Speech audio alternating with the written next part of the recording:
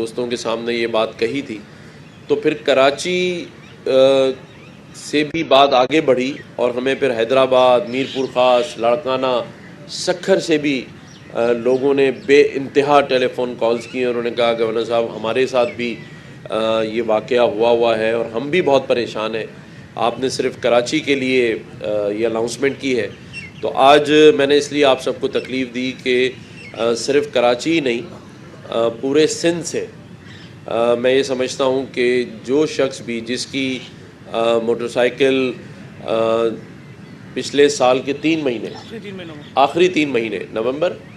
اکتوبر، نومبر اور دسمبر، ان 3 مہینوں میں اگر موٹر سائیکل چوری ہوئی ہے تو پہلے مرحلے میں ہم اکتوبر، نومبر اور دسمبر کی جو ایف آئی آرز ہیں وہ سی پی ایل سی میں جن کی رجسٹریشن ہوئی ہے، ایف آئی آر کی رجسٹریشن موجود ہے، ان لوگوں کو ہم موٹر سائیکل انشاءاللہ اگلے 10 سے 15 دن میں دینا شروع کریں گے۔ موٹر سائیکل ہم دینے لگے تھے جو مارکیٹ میں اویلیبل ہے نئی موٹر سائیکل، لیکن میرے بہت ہی عرض عزیز دوست ظفر عباس جن کا جے ڈی سی سے تعلق ہے، یہ خاص طور پہ چل کر آئے اور انہوں نے ایک ریکویسٹ کی ہے، اور وہ یہ ہے کہ ان کا یہ کہنا ہے کہ آپ جس قیمت پر نئی موٹر سائیکل دے رہے ہیں اور پھر نئی موٹر سائیکل دوبارہ چھننے کے چانسز بہت زیادہ ہوتے ہیں، تو آپ اسی پیسوں میں 2 لوگوں کو دے سکتے ہیں، تو ریکنڈیشن جو موٹر سائیکل ہے وہ دیں تاکہ دوبارہ چھننے کا چانس بھی کم ہو اور زیادہ سے زیادہ لوگ جو ہیں اس سے فائدہ اٹھا سکیں۔ تو ان کی اس بات میں مجھے بڑا وزن لگا، اور میں پھر یہاں پر یہ بات بھی واضح کر دوں کہ ہم ریکنڈیشن موٹر سائیکل دیں گے، اور اس کے ساتھ ساتھ ان نوجوانوں کو یا لوگوں کو جن کے موبائل ٹیلی فون اسنیچ ہو گئے اور وہ کہیں رائڈر ہے، کہیں کام کر رہا ہے اور موبائل افورڈ نہیں کر سکتا، اس کو بھی ہم موبائل ٹیلی فون، ٹچ موبائل فون دیں گے تاکہ وہ اپنا روزگار شروع کر سکے۔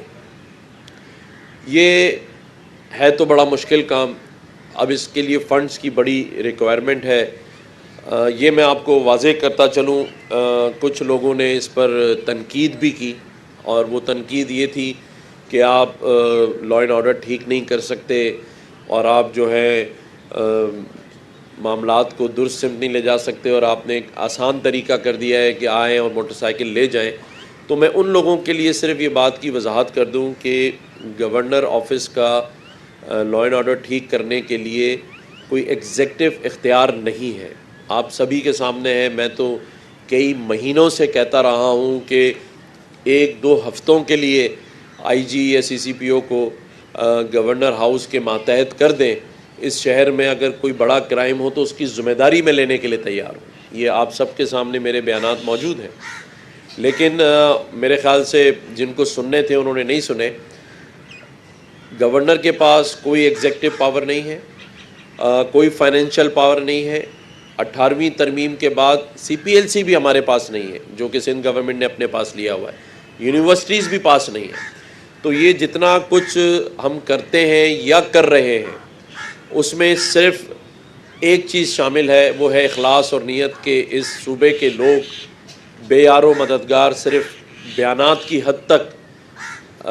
جتنے بیان دیے جاتے ہیں اس کا انتظار کر رہے ہوتے ہیں، تو ہم نے ایک سٹیپ آگے آ کے اسے پریکٹیکلی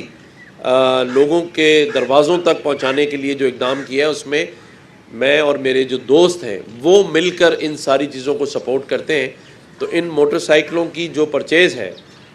ابھی تک اس کی ساری جو ذمہ داری ہے بائکس پرچیز کرنے کی، اس کو ٹرانسپیرنٹ رکھنے کے لیے، کیونکہ اس میں میرے دوست مجھے ہیلپ کر رہے ہیں، تو ہم نے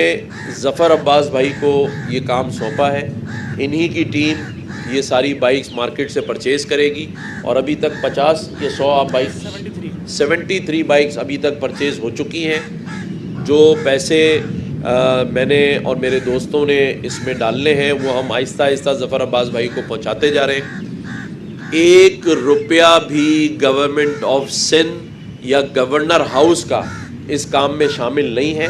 یہ سارا کا سارا ذاتی حیثیت پہ اور اپنے دوستوں کے ساتھ مل کے میں کر رہا ہوں۔ مقصد صرف اپنے اس شہر اور اس صوبے کے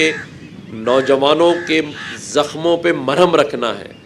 نا امیدی کو ختم کروانا ہے، یہ مایوسی جو پھیلتی جا رہی ہے اسے ہم نے ختم کرنا ہے۔ ابھی 2 دن پہلے داؤد انجینئرنگ یونیورسٹی کا کانووکیشن تھا، میڈیا کے دوست بھی موجود تھے، آپ نے دیکھا ہوگا کہ میرے ایک سوال پر